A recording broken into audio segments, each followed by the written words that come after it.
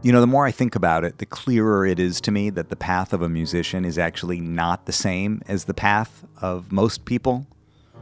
My dad, who is himself a musician, likes to say that jazz musicians are just like everyone else, only more so.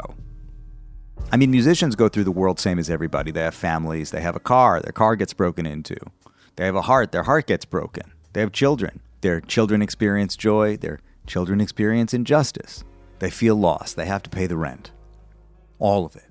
But unlike most people, musicians can use all that stuff creatively. Their work can be a reflection of all that. They don't have to, they don't even get to push aside all that life stuff when it comes time to do the work. They filter it through their instruments, through the music, through their songs. Don't get me wrong, to be a great musician requires more than just living an interesting life. You have to practice, you have to work, you have to study, you have to speak the language, and you have to love it. I think you have to love it. I actually think that talent might really be love. Some people show up with a little extra predisposition to understanding the music, to playing it. Maybe it's a physical gift, dexterity, flexibility, whatever. Maybe it's perfect pitch. But really what I think it is a desire to be around it, to do it. And that desire, that love, is what we later on call talent. Welcome to The Third Story. I'm Leo Sidran. Keyon Harrold showed up with plenty of talent and plenty of love. He was born and raised in Ferguson, Missouri, to a musical family. He is the son of pastors and one of 16 children. As a boy, a trumpet was placed in his hands, and the rest is history. In college, he moved to New York to study at the New School. That was in the 90s. He became part of a legendary generation of musicians associated with the neo-soul movement, including Common, Bilal, Roy Hargrove, The Roots, and Robert Glasper. Harrold is a reliable and sought-after player. Among big acts, he's worked with Jay-Z, Beyonce, Rihanna, Eminem, Maxwell, Miller, and Snoop Dogg, to name a few. And at the same time, he's a seriously gifted jazz improviser and composer who was mentored by trumpeter Charles Tolliver and who was once referred to as the future of the trumpet by Wynton Marsalis. He supplied all of the trumpet playing in Don Cheadle's Miles Davis biopic Miles Ahead, playing to match Cheadle's on-screen performance as Miles. The soundtrack to that film won a Grammy. But while Keyon Harrold has enjoyed, in many ways, what might appear to be a charmed career, he's also had a series of unexpected setbacks and heavy lived experiences that contribute to his personal and musical journey. His new album, Foreverland, is a celebration of his multidimensional career and his sensitivity as an artist, proving that Harrold is a master of channeling his life through his horn. The album features original songs that explore themes of empowerment, positivity, love, loss, and vulnerability. We talked recently about Foreverland, how a series of losses in his life ultimately led him to make what he called something beautiful, something positive, and something inspiring. And he reflects on the early days of his career as part of a community of like-minded musicians who were, as he says, always open. Third-story.com is the place to sign up, subscribe, and get involved. Check the archive. It's hundreds of deep-diving conversations like this one, spanning over 10 years, including previous episodes with other trumpeters like Michael Lenhart, Philip Dizak, Tatum Greenblatt, Philip Lassiter, John Lampley, Adam O'Farrell, Benny Benak III, Stephen Bernstein, Ibrahim Malouf, Amir El-Safar, and more. And, well, that's a lot of trumpeters now that I see them all written together like that. Check out the archive or just simply subscribe to the podcast and get the whole back catalog. We are made in collaboration with WBGO Studios. Visit wbgo.org/studios to learn more about all their award-winning content and support this project on Patreon. It's patreon.com/thirdstorypodcast. Here's me and Keyon Harrold talking it down. 1, 2, 3, 4, 5, 6, 7, 8. There it is. Perfect. I hear you great too. Okay, so now that we got that out of the way, Keyon Harrold, man, it is such a pleasure to meet you. Man, mutual.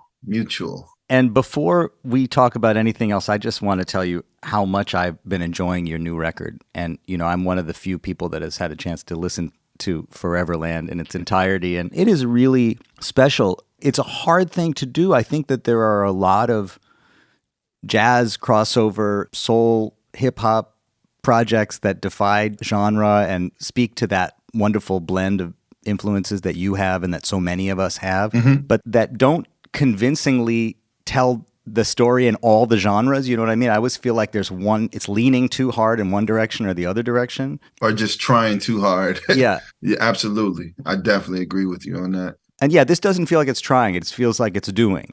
I mean, it's who I am as a person, as a musician, as an artist. It's not me trying to come up with a collaboration. These are genuinely people that I work with all the time. These are my friends. Before people were famous, we were hanging out and, being broke together. So it's a really honest culmination of the minds. I'd love to just talk about the whole story and how we got here. And even actually before we talk about who these people are and how long you've been working with them, especially people like Robert Glasper, who I know you met in high school, I just need to talk a little bit about how you grew up. I'm one of one. I have no siblings. I'm an only child. Wow. My family reunions are small. I am the total opposite of that. My family reunions are like a small political rally. I'm one of 17 children, come from a family where my parents were deep into the ministry, but also deep into music, also really appreciated the arts, with like kind of pillars of the community. My dad was the Boy Scout leader as well as the pastor. My mom's an evangelist as well as everybody's therapist, and, she was putting together, giving out turkeys and making sure people had plenty of food to eat. And if they didn't have a place to stay, come to our place. Even though it was small, it's still plenty of space and plenty of love for everybody to, take part in. My cousins, even though it was 17 of us, they were like my other siblings, and so were my friends. So it was always an amazing group of people, always. It was never empty. I didn't have my own bed until I moved to college. So it was an interesting way to grow up. So you said you didn't have a bedroom or a bed of your own until you were? A little bit of both. My parents did the best they could, and we made it work. One of 17, were you all 17 at the house at one time? Never that, because, some of my siblings are older. Yeah. I'm in the middle. But, it was always a revolving door, kind of. So always interesting. Yeah, I imagine. And also, we should say this is just outside of St. Louis. This is in Ferguson, Missouri, which is a place that probably most people never heard of until they heard of it. Right. Until the situation with Mike Brown and all of the civil rights kind of situations that were unearthed there, which is unfortunate. Was it a surprise to you when Ferguson and all of the issues in Ferguson blew up on the national stage?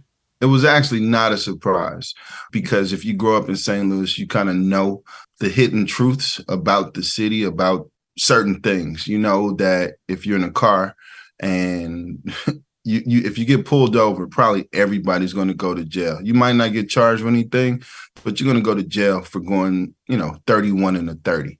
It's kind of a crazy thing. And they, found out many of these basically traps that were happening throughout the city after they did a Justice Department review, after all of the Mike Brown stuff happening, and I didn't even really know it wasn't normal until I moved to New York City.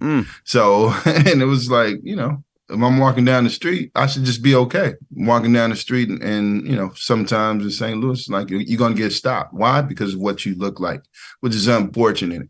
It was what it was. And I'm glad that a lot of that has changed now. Obviously, a lot of things remain the same, but at least that's changed. Or at least people are more aware of what's going on because they've been watched. I read that your grandfather actually was originally a police officer. He was. He wanted to help people in the community. There's a small community in St. Louis, much like Black Wall Street, is called Kinloch. And most of my family grew up there. And it's right next to Ferguson. And, it was like a black melting pot. And my grandfather was there. His father was a pastor. He was, a police officer, but he was a great singer as well. So he wanted to help kids develop as people, as humans. So what better than music? So he started a drum and bugle corps, which allowed thousands and thousands of people over the years learn music. Many got a chance to go to college. Many got a chance to just learn discipline. And it was such an impactful thing versus him, being a cop and, maybe helping people or happened to arrest people, whatever that is. He was able to really, pour into people's life, pour great music into people's life, pour discipline into people's life. And it was a beautiful thing. And it was such a life-changing thing that, unfortunately, when people didn't make practice, you would hear about something that happened to them. I don't know, maybe they get killed, maybe they go to jail or whatever. It's unfortunate, or get pregnant or whatever the scenario, presented itself. But when they were there in the safe haven of learning music, being around other kids, they were able to really grow. My grandfather's name was Frank Harrold, Sergeant Frank Harrold. We all had to learn how to play. So when I was 5, 6 years old, a horn was placed in my hands. I wanted to be a drummer. Unfortunately, I started getting pretty good on the horn. And my brother, Emmanuel Harrold, who plays with Gregory Porter, he started off on the horn at the same time. Well, before me, he's a little older. He didn't progress so well on the horn. So he ended up playing drums. So thank God for that. I see the hi-hat right over your shoulder. So you're still drum adjacent. You're still living near the drums. I can hit the drums a little bit, but, that's just one of those dreams of mine.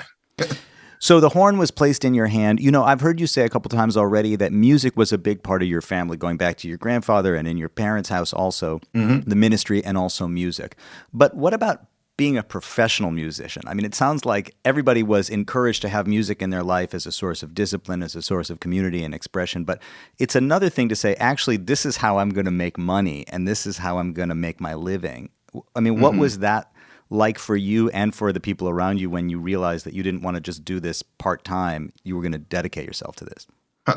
Hey, it was, I would say I was pretty young, reasonably young, maybe like 13 or 14 years old when I started going to sit-in places in St. Louis. Shout out to this incredible proprietor of the arts named Richard Henderson, disc jockey in St. Louis, who saw me playing in high school and was like, yo, you got to come to this jam session. He told me, okay, you got to assemble your band. You got to do this. You got to do that. We're going to present you at this show. We're going to do this. So, that really started me on that way. But when I was young, I was playing in church. So I wasn't really making any money or anything like that. But when I started doing the other thing, it was like, okay, you can make $50. You can make $100 here and there. So that kind of changed me. But, that's just the temporary idea. But me listening to Clifford Brown and Miles Davis and really going deep and starting to transcribe and learn that, okay, this could actually be a career. And then the idea of them, some of the people, Howard Stone, who recently passed away, rest in peace. He was running the Vail Jazz Party. These guys were starting to introduce me to Wynton Marsalis and Russell Gunn, who's from St. Louis. All these guys, me seeing them was saying, okay, I got something here. And I feel like I can be where they are. I feel like I want to go in the direction of what they're doing. So that in itself told me, okay, at 14, that I'm moving to New York City, no matter what. Get all these college auditions, all these college applications all over the country. But I had no doubt in my mind that I'm going to New York City to be with all the great musicians, to be with Roy Hargrove, to be with Greg Hutchinson and so many other amazing musicians that I was listening to at the time. I really didn't have any choice. So me, at the age of 13 and 14, I knew that I wanted to be like that. So whatever that was, that's where I needed to be. And that's what I needed to be a part of. So I knew pretty early that it was either going to be me going into genetics as a scientist, or me doing music. It was one or the other. I wasn't going to play football because I got injured. I was good, but I got injured and I missed the all-state tryouts. And it was like, okay, I don't think I'm going to be in the NFL. And tell me about the genetics thing. That's for real? You were interested in science and genetics? Oh, yeah, for sure. I'm totally into science. I love the idea of it. I guess maybe at some point, maybe I'll really go deeper into it. I was just always captivated by science. I'm captivated by cell splitting and figuring out ways to get them to work together. To grow up as an aspiring jazz trumpet player in St. Louis, it would be impossible not to confront the legacy of Miles Davis early on. Anybody who puts the trumpet in their mouth is going to deal with Miles Davis, but I imagine that for you, it loomed particularly large because he came from so close to where you came from. Absolutely. More than that, the idea of Miles Davis as the legend is such a big deal as a trumpet player, as a Midwest trumpet player. Anybody coming up that Mississippi River, it's like, you got to know Miles Davis. The thing was, obviously, I didn't know who Miles Davis was, but I knew who Miles Davis was. I didn't really, go deep into Miles until I was a little older, maybe 18 or 19. Mm-hmm. Obviously, I knew about him, but I didn't really recognize his impact as an artist for a few years later, because I was into Clifford Brown, Lee Morgan. Maynard Ferguson was the first person I transcribed, and Cat Anderson, people like that. And it was like, wow, I just wanted to learn how to play the trumpet. But then, when I heard Clifford Brown on the radio, I started, I would, make my tapes, go buy my Maxwell tapes, sit by the radio and just record the solos, not even the heads, just the solos, just so I can learn that vocabulary. And nobody ever even told me that's what I was supposed to do as transcribing. I just did it. I just felt like, I need to learn this vocabulary.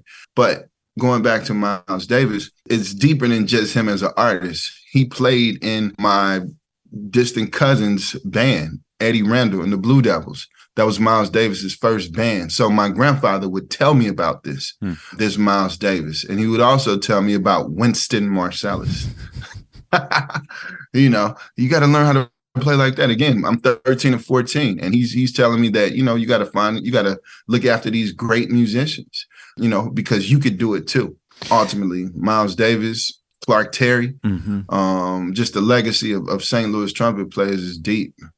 I mean, there's so many areas that we can talk about where your trajectory and Miles's have overlapped and aligned, and we will. But one thing is that, Miles throughout his career was constantly moving forward and constantly opening up. Miles ahead, for sure. You're talking about Clark Terry and Maynard Ferguson, and, you were obviously lit up by the bebop language originally and by the jazz vocabulary.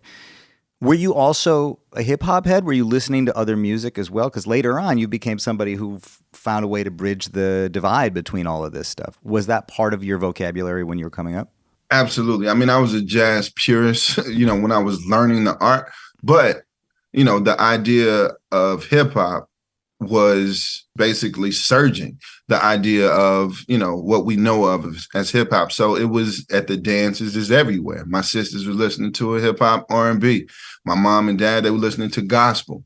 My grandfather was listening to the oldies, and Tito Puente and everything else. So everything was important. And I'm still that way now.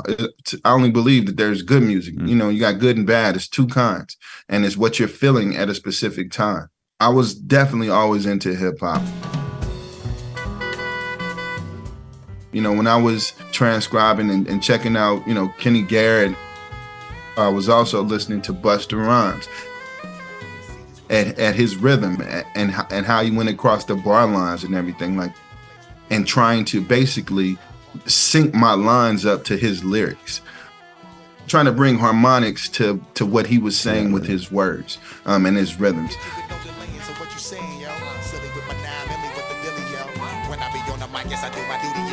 While up in the club like we while in the studio. Look at shorty, she a little cutie, yo. The way she shake it make me wanna get all in the booty, yo. Top mistress in the banging bitches and videos. While I'm with my freak like we up in the freak shows. I'm into dopeness, whatever that is. Yeah. You know what I'm saying? And not just hip hoppers have it, not just jazz musicians have it, not just gospel musicians have it. You got the Japanese, you got everybody who has their set of soul. I'm into whatever's going to the next level, whatever's giving us perspective and feeding us honesty. I'm only about that. I'm about that. Yeah. And for me, my music is, the culmination of all those things, what I believe in and what I know to be true, or else you won't hear it from me. Yeah. You won't hear me say it. You won't hear me play it. Yeah. If I don't believe it, if I don't feel it, if it's not my story, if I'm not a part of the story. You won't get me plagiarizing fakeness. Plagiarizing fakeness. I love it. When I read that you came from a big family, this may be a stretch. I mean, you might say, yeah, I know you're reaching too hard here. But I was thinking about how part of the job of the improvising musician, of the musician who's in the world that we're in today that we're talking about, part of that job is to speak the language, become part of the community, contribute to something greater, be part of the whole, and also find your individual voice. And I imagine that growing up in a house that is just filled with so many people forces you to figure out what you have to offer that is unique in a larger context. That just was par for the course for you coming up? Oh, Leo, absolutely. I think that is one of the gifts that I have to figure out. What's my perspective? What is my point? What do I have to say about what's going on? It's so easy to fade into the back. It's so easy to do what everybody else is doing. But what's my perspective? If not, I'll just fade to the back. I want to have my own perspective. I want to say something. And being in a family that big, you can disappear quickly. Again, I go home to the family reunions, out of everything that I've done, I can go and literally fade to the back and just be there and be chilling, not dressed up, and just be one of everybody else. Because my brothers are pretty funny. They're pretty talented. They're amazing people. I'm just one of them. But at the same time, there's something special that I have to say. Mm-hmm. So I use that in my musical families as well. I can be there, but at the same time, I don't just want to play the parts. I want to make the parts. I want somebody to be inspired by what it is that I have to say. So, that takes me a lot of time sometimes to really think and have a really specific idea that I'm trying to get across and convey. Yeah. I like to take that time to do that. And being in a family, that size, 17 people, you better have something to say. Yeah. For real. Because everybody, you either going to be spoken over, or you get ran over, or, you either going to have something profound. I apply that to my music. I apply that to my life. I apply that to everything. So you mentioned Vail. I don't know much about this scene, but I have heard about this. So there was a series of parties or events that were thrown to support and introduce young jazz musicians. Is that what it was? In Vail, Colorado, they had this thing called the Vail Jazz Party, which had, with the Vail Jazz Party, which is like a festival, weekend festival, they would have kids, they would host kids for like 2 weeks. And you study with, Terrell Stafford, you study with the Clayton brothers, Lewis Nash, John Riley. Who else is in there? Herlin Riley, a lot of people, just amazing people. Monty Alexander, everybody would just be there. And you had the opportunity to really just focus with some of the best, young talent in America. At the time, there was no internet. There was no YouTube. There was no idea of, I'm texting. I just heard this person at the session, or look at this video of this person. It wasn't that. It was literally word of mouth. Maybe a club owner may have heard you. Maybe, a teacher, an educator had heard you, but it's all recommendation, and you get sent to Vail, Colorado. Many of us, it was our first time flying. It was my first time flying. I think it might've been Robert's. You go out and you find Robert Glasper and Terrace Martin the first time you went out? Listen, the first time, I traveled to somewhere else, the kind of guys they were able to find, and I met when I was in high school. I was 15, maybe Terrace was 16, maybe Robert 17. Robert Glasper, Terrace Martin, and myself were in the same band. We met as kids playing the blues. There is something to that. And it was a beautiful time. Obviously, we're still brothers. We're still creating on a high level right now. The three of you are responsible for, I think, helping to create this hybrid language that we started talking about that brings in all of the influence and is now influencing a lot of other people. Were you all speaking a similar language when you met, or did you sort of put that together after meeting? I mean, did you find when you met those guys, even though we're from different corners, that you're from the Midwest, Robert's from Texas, Terrace is from California, you guys came from different areas. Very different. I was country as hell. Rob will tell you I have some big shorts. Rob was from Houston, super skinny, string bean of a guy. And Terrace coming from the West Coast, super, super cool, super player, super fly. He had started working with Snoop Dogg. And I was like, what? Robert was, he had tapes. At the time, we all had tapes and we all had our CDs. We were listening to Kenny Garrett's songbook. And we were also listening to, and I had never heard of this, chopped and screw music. Nothing, homie. I've been waiting for a lick. Got a gal fine as hell, but I'm too broke to trick. Last 2 months, I've been thinking of a caper. Come scoop your boy up and let's connive on some paper. So this would have been like 90, 95, 96. Just new ideas of, okay, this is where I'm from and this is what we're listening to. this is where I'm from, this is what I'm doing. This is where I'm from, this is what I'm in. At the time, I was like, hardcore bebop. And they were like, what the hell? What are you listening to? What's going on? I've heard people play, but what you're doing is what I want to be doing. So we were definitely a meeting of the minds. So you came in and you were like, no, you got to talk about Clifford Brown. I mean, we can talk about all that other stuff too, but this is what I'm talking about. I'm talking about Clifford Brown. And Freddie and Woody and, all that stuff. And again, we were all playing for real. Very, very serious, even though we were listening to all the stuff that's happening in the world.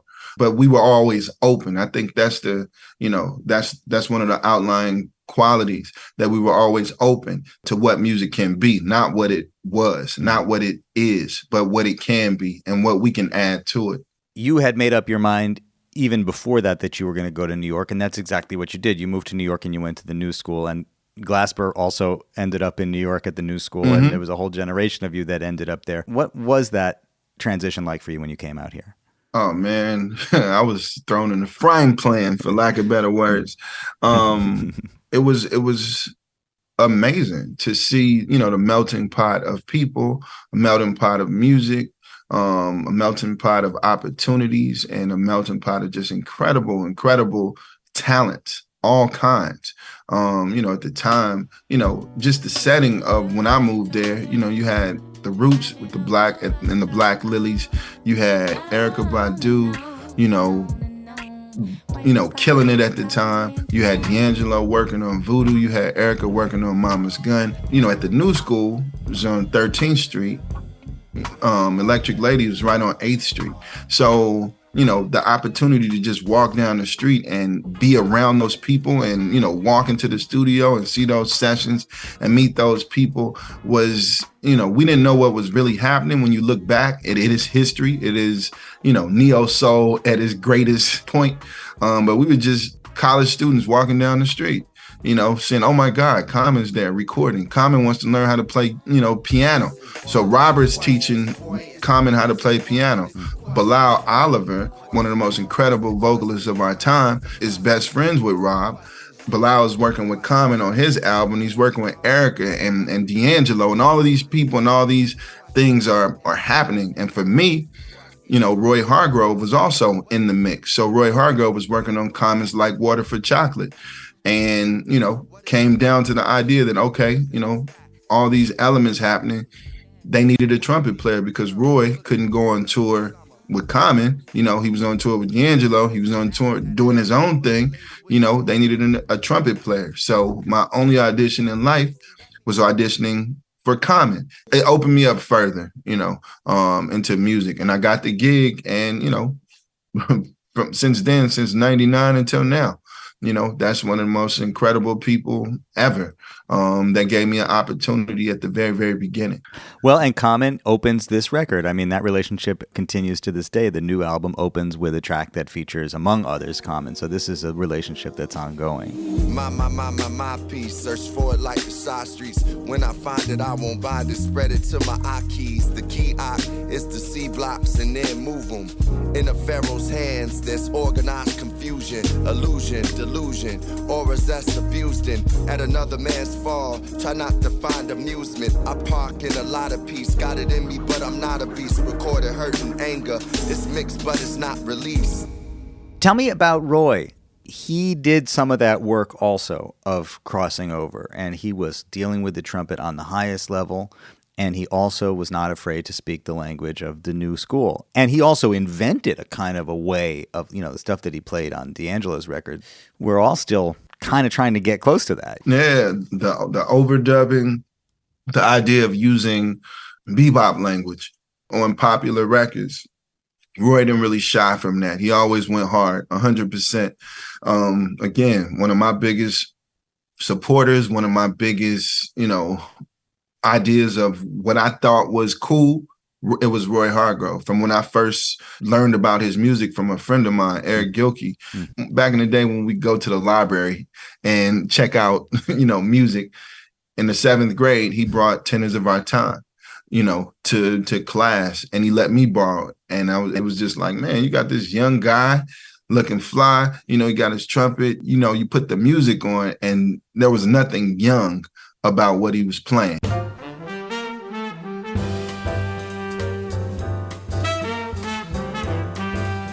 There was nothing compromised about his vocabulary, nothing compromised about the chances that he was taking. So I was immediately inspired by that. So Roy Hargrove, he gave me an opportunity. I mean, the idea of working with Common, but he would put on these trumpet things called "And the Trumpet Shall Sound," and he would get me together. It'd be me and Roy, and it'd be Roy and Ambrose Akinmasure, Ambrose and Sean Jones, or all of us had the opportunity to, for Roy to just, be our big brother on stage, and not just. Okay, I want to feature you guys. It would be like you play your own music, and Roy would play that too, which was the epitome of no ego, but the epitome of building a community of the next. Yeah. Building a community of the next is what Roy was, all the way into the day that he passed. Yeah. He was, always giving, the biggest giver of music, teaching songs, teaching etiquette, teaching, the way you're supposed to play this music, the attitude, the rawness that you're supposed to have as a musician. Shout out to Roy. I owe a lot to him, honestly. I talked to Greg Hutchinson recently, and he was going on, and I don't think it's a small thing about the way he would dress and the way the whole band would look. And he said, the way people look today, Roy did that, Absolutely. Put a suit and sneakers on or whatever it was, just like to bring a little bit of the new culture. The honesty, it's the honesty and the courage to be honest, the courage to be who you are. Times change all the time. A lot of time you get caught, oh my God, you must be like this person. You must do that. No, you must do you, and you must be able to go to sleep at night while doing you. A lot of times, it doesn't happen that way. And you end up, trying to recreate the will. The will is going to be what it is. It's what can you add to it? Yeah. What can you say that makes the will special? As simple as that, man. And Roy was definitely that guy. Shout out to Nick Payton too. But, Roy, come on, man. I hadn't actually checked out your very first record until I started to think about talking to you, the Introducing Keyon Harrold record. I can hear where at that point you presented a more sort of traditional record in a lot of ways, really playing. But that to me was like, okay, that's a statement of where you started when you first came out to assert yourself as an artist.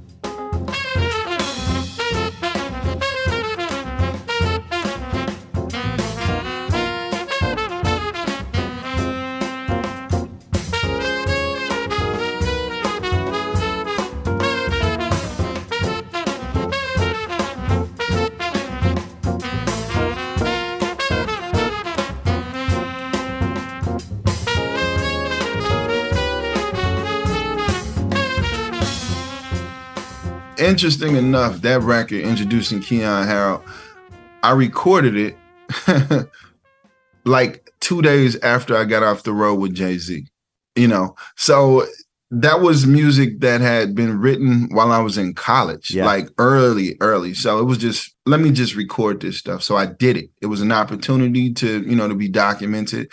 And I was able to do that with some incredible people. Shout out to my mentor, Charles Tolliver. Marcus Strickland was on there, EJ Strickland, Jeremy Most. Was an incredible guitar player, but most people would probably know him with working with Emily King. Just, one of my best friends, just an incredible musician. But, we were in college together. Again, all these people that I work with are not session musicians. These are people who I know, who I love. It's no accident. We've seen each other's progression and growth over the years. Yeah. It then takes you 8 years, I guess, to make another record. Oh, my God. I also did not know this story. I'm sure you've had to talk about this before, and maybe you have PTSD having to deal with it, but I'll just briefly say you went through plenty of life cycle stuff in that period of time, and you had started to write about it and put music together. Not only started to, you had made an album's worth of material that got you through this time of your life. Mm-hmm. And that record essentially was stolen out of your car. Is that true? Yes. I've been working on a lot of music because, I have an interesting track. I'll have to go back to come forward. Please. I started off working with Common, and I was playing with Common for years. But again, sometimes what you don't expect will take you even further. I was touring on the Like Water for Chocolate era. So that was a couple years. Then Common put out another record that didn't have trumpet on it. So at the time, it was just like, okay, so what do you do? Well, it's like, come on, man. It's expensive to have anybody on the tour with you. We don't have trumpet on this record. So, unfortunately, we can't take you. But at that time, it hit me in a way that it's like, okay, I'm not going to go on the tour. So I'm going to get into music production. So I started producing music, started learning the art. And, I ended up, producing a lot of music for 50 Cent.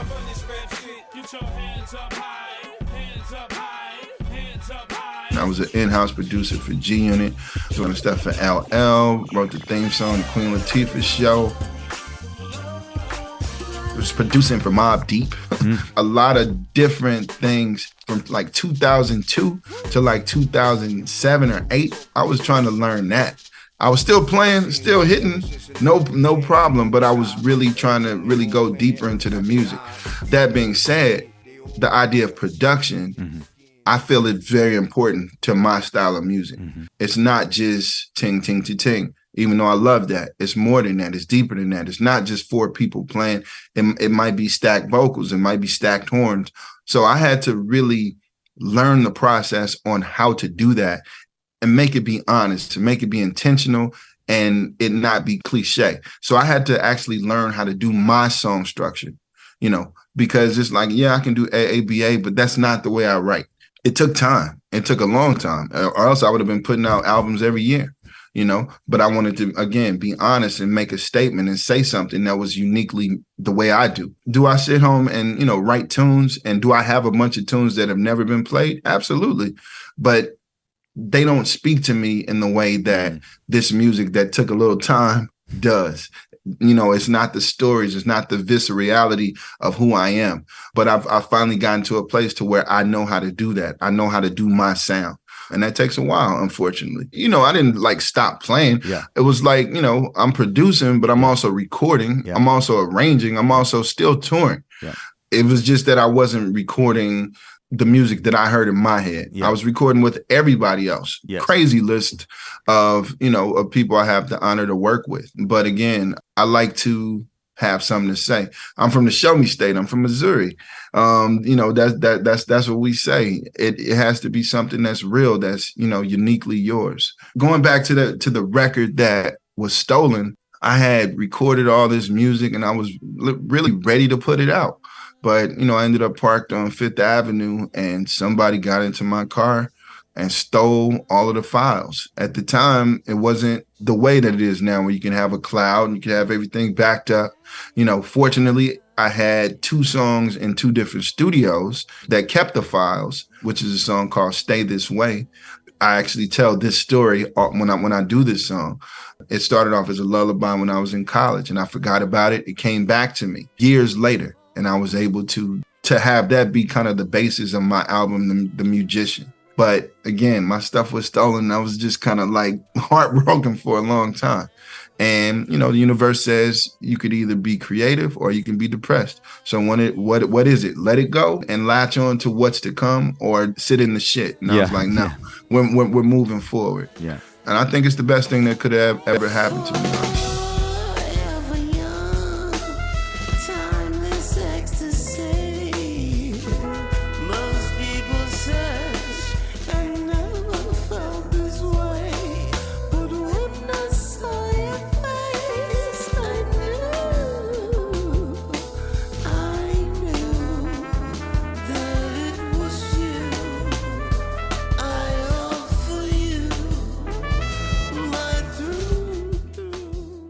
When did working with Don Cheadle on Miles Ahead enter into that process? Because in the end, this major thing happens for you where you became part of the team, the musical team that did the music for the biopic Miles Ahead.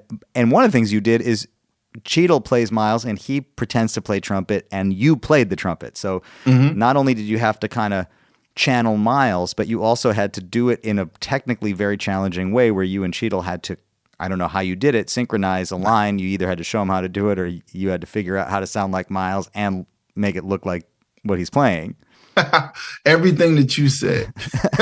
I mean, there's so many little nuances to how we were able to make that happen. Again, Robert Glasper was the composer on that. Don Cheadle, was the producer, but they brought me in as the trumpet voice for Miles Davis in the Miles Ahead movie, which meant that anything that you heard in the movie other than the master recordings was actually me playing.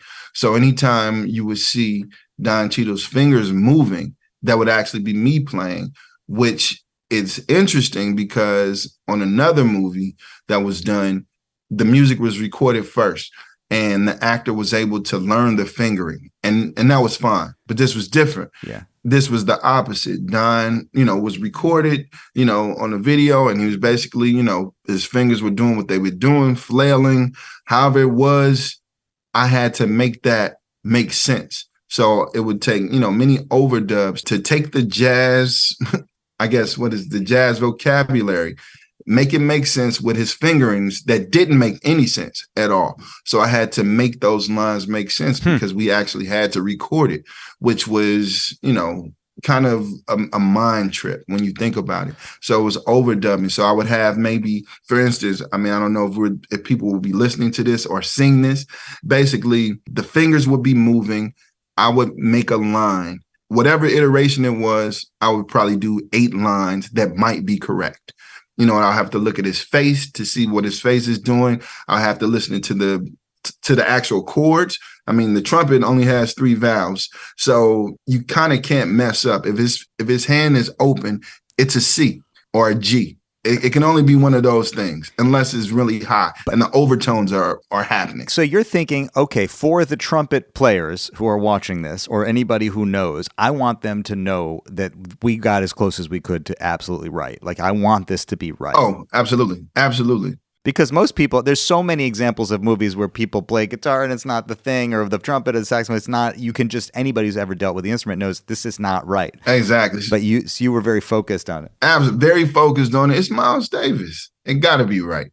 So, I really took the time and was diligent. In my time as a producer, I learned how to do overdubs. I learned I could record myself. Because something like that would probably be like sticking somebody in the eye to do that with an engineer, because it took hours, it took time, It took a lot of focus for me to go through and basically make these. Again, it's like science. It can either be this, it could be that, it could be that. I really enjoyed doing that. That was a process. You and Don Cheadle obviously developed a nice relationship because, as I understand it, he was the one that gave you the title musician. Yeah. After the record was stolen. The record was gone, before. When I was working on the music for Miles Ahead, probably before all of this. Yeah. And I ended up writing a song called The Musician after it.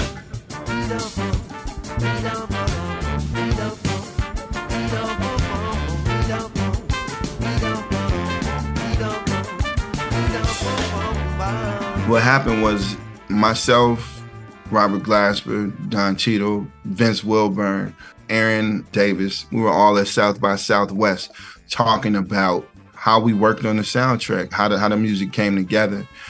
Don was like, what you did for this thing, it was a magical thing that you did. I still can't even understand how you did it. So you're a magician. You do know that, right? Since you're a musician and a magician, you're the musician. And when he came out, and we were speaking on this panel at South by Southwest, he introduced me as Keyon Harrold, the musician. So to me, that kind of stuck. And when I got home, I started writing the music to it. And ultimately, that became the name of your second record, The Musician. Yeah. Hey, Keyon, this is Mom.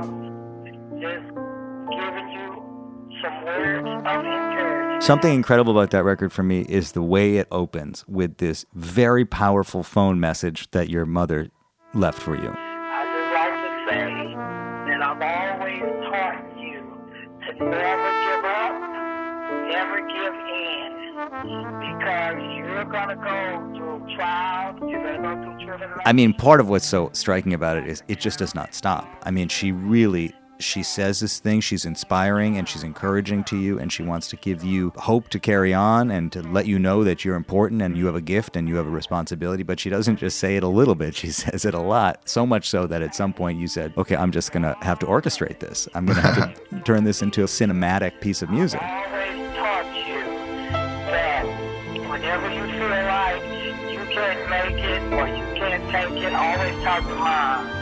Mom will always tell you that no matter how it seems, that you can make it. I mean, that voicemail, my mom, she's an amazing being. She passed away.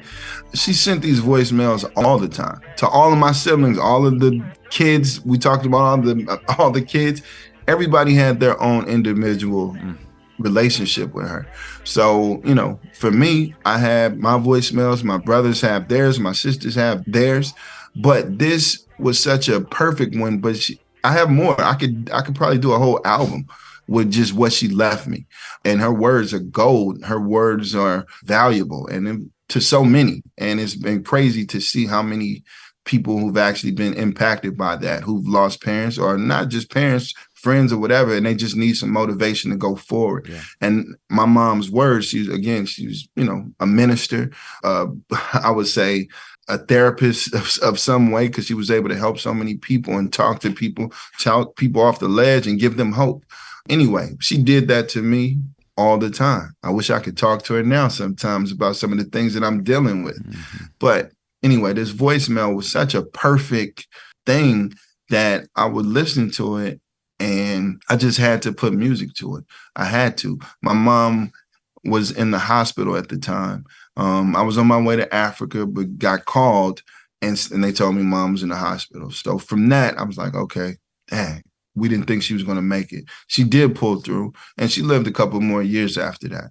But it was such a perfect length, the perfect content that I put it in Pro Tools and just started writing. Like, oh my God. And then I got my man Darren Atwater, who's one of the most incredible arrangers, musicians, musical minds ever. And shout out to him for being the new director of Monterey now. Shout out to Darren Atwater, who was able to, you know, bring in the string element to this song. It was just something that had to be done. I'm an artist who likes to write about stuff, like for real.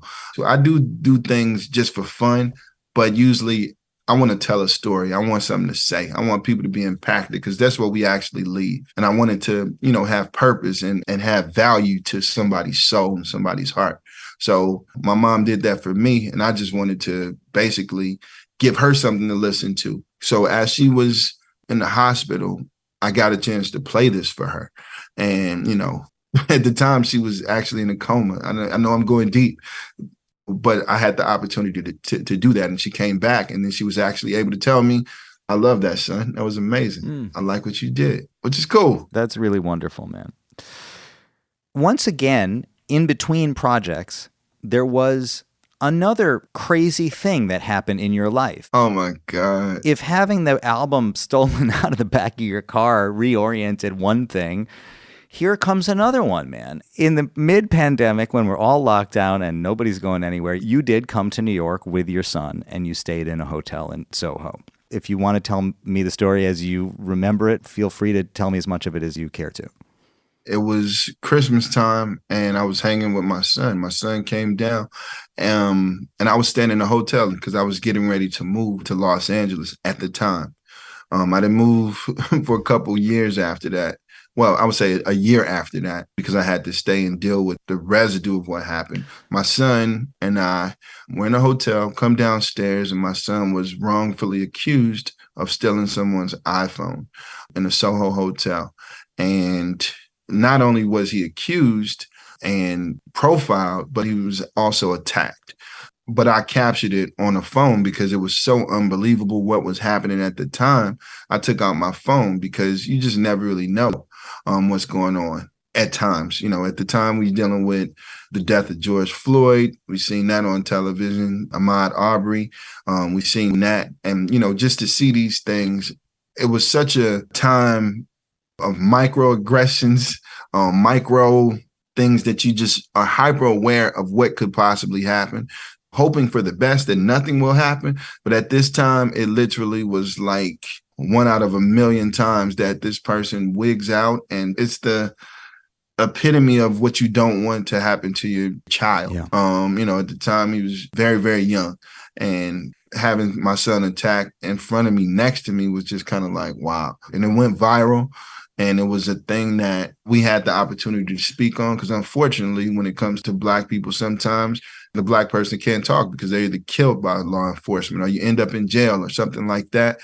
We had the opportunity to basically speak, and many people had the opportunity to share their stories as well, all over the world, not just in New York, not just in the States, but all over the world. People were telling me how they had been, profiled and asking, how could they deal with it? How can they move forward? How should people act? And not just the people who were profiled, but other people who didn't realize that they were actually doing this to people, which is unfortunate. But, I feel like some growth and something has come out of it that's here to bring about change. Yeah, that's really interesting. When I think about it, you had an opportunity to turn something negative into something constructive, in part because you had a platform and you had friends that could also share it, and so it would reach more people to talk about it.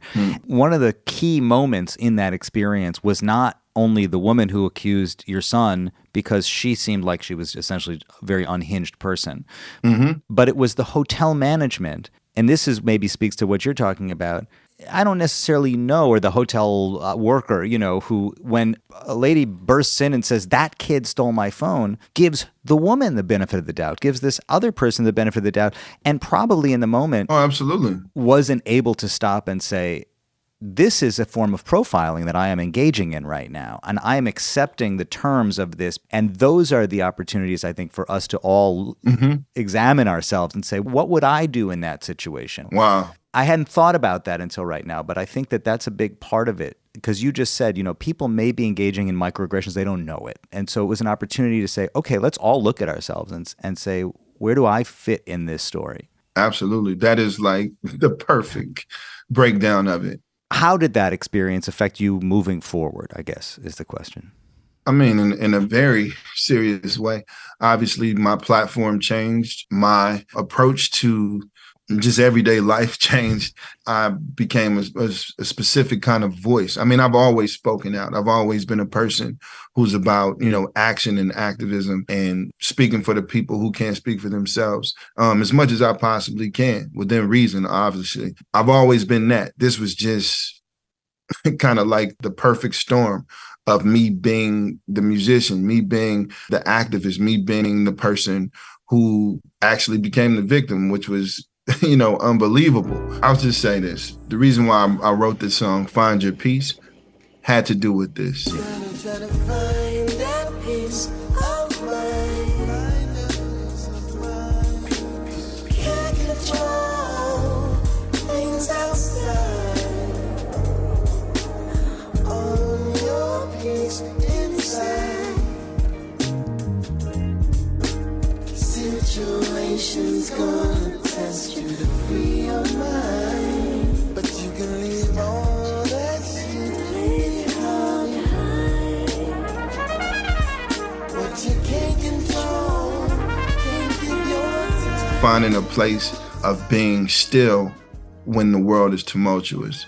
Finding a place where I'm okay in spite of everything that happens to me and around me, and to other people as well, that I can find that place of safety, that I can find that place of calm, and find that place of being resolute in spite of, the storms that proverbially take over our lives every day. So that was one of the answers to what had happened, and that's obviously the thing that happened with my son is not the only thing that's happening. So many things that go on, we just can't control. So what do we do?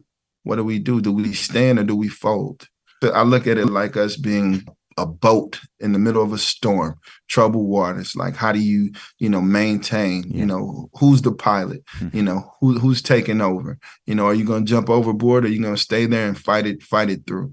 So, that's what I'm saying. We got to have courage to stand in spite of the punches that are getting thrown our way. I'm so glad to hear you say that Find Your Peace was a response to that, and maybe more of the record as well, because I wasn't sure what to expect with this record, and just because I don't know you, and wondering what is your emotional headspace going into this, and is this going to be an angry record? Is this going to be an aggressive record? Is this going to be a this? Is it going to be overtly political?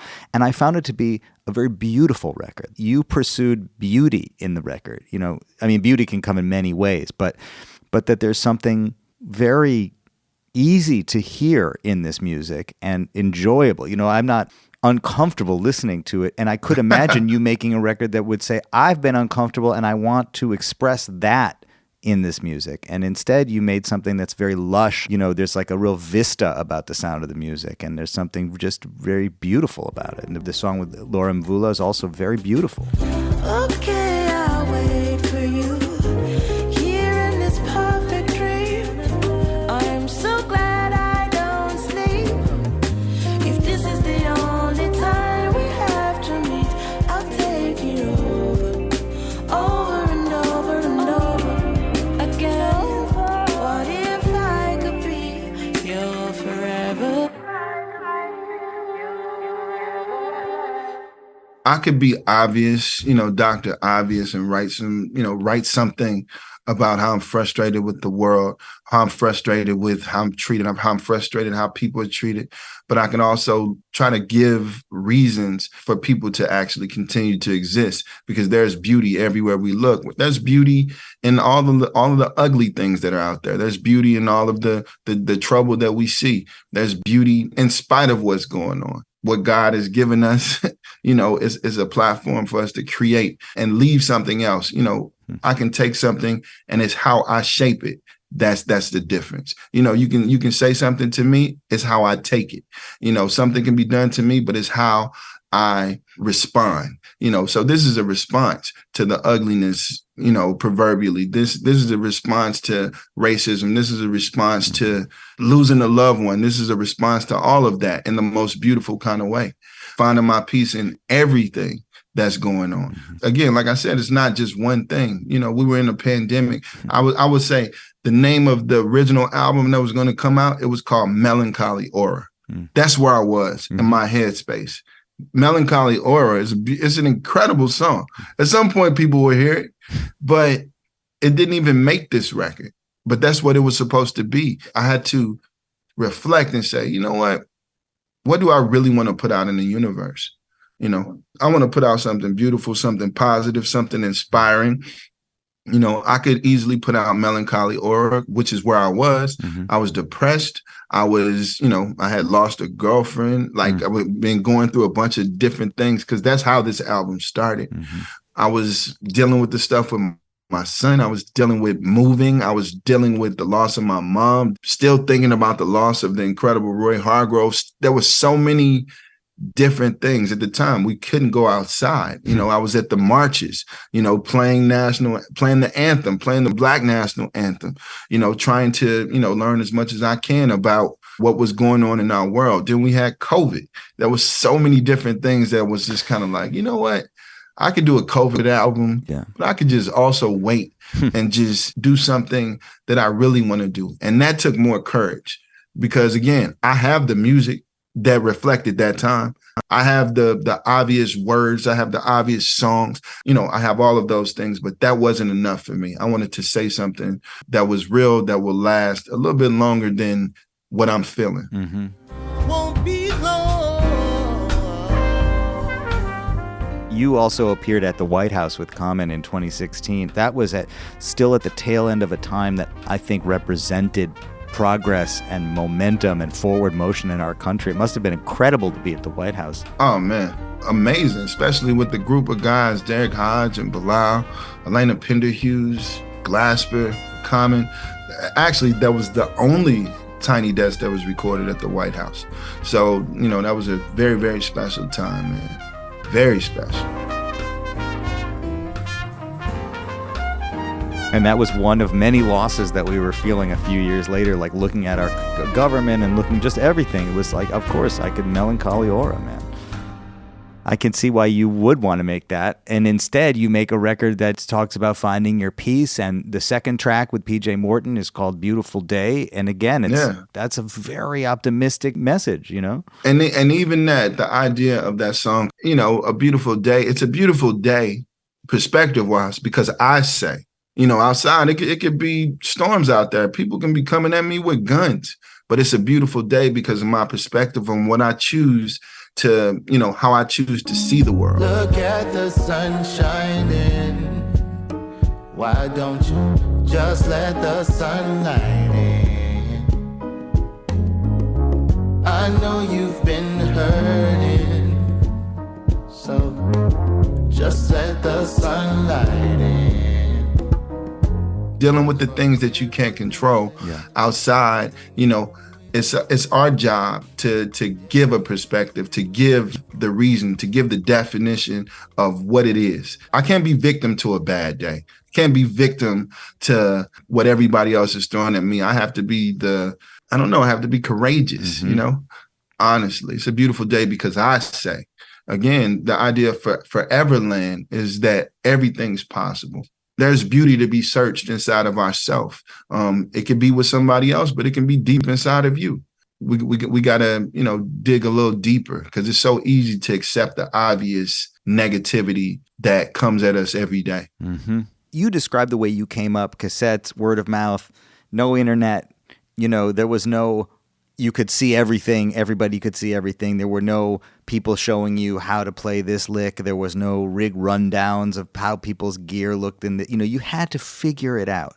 You belong to a generation of people who were kind of listening to similar stuff and figured it out together and created something. I guess now that you're not in New York, you know, and you get some perspective from what that scene looks like what do you make of the state of this generation of jazz, the ones that did come up under slightly different conditions? You know what? I think it's healthy. It's different, but it's healthy. Accessibility was, you know, when we look back, we realized that, oh my God, I didn't have that. I didn't have that. Yeah. I didn't have that, but I still made it work. You know, the generation of today, they also have their way of, oh my God, we didn't have that. We didn't have that, but we do have this. A lot of times I was able to basically engage with some of the legends. Yeah. They were physically here on earth. Had the opportunity to play with them, got an opportunity to talk to them. Somebody like Ndugu Chancellor, somebody like, it's my man who did the record, Passing Ships, pianist. Hold on, let me figure it out. Andrew Hill. You know, I had the opportunity to play that record with him, you know, when I was younger. And that came directly from somebody like Charles Tolliver. Yeah. Now it's different. Most of those legends are gone. Like, I wish I had the opportunity to play with Art Blakey. Yeah. I wish I had the opportunity to, you know, work with certain people, but I got a chance to play with Billy Harper, had the opportunity to play with James Spalding, had the opportunity to sit next to, you know, Wayne Shorter and record on the Miles Ahead record and play with Herbie Hancock.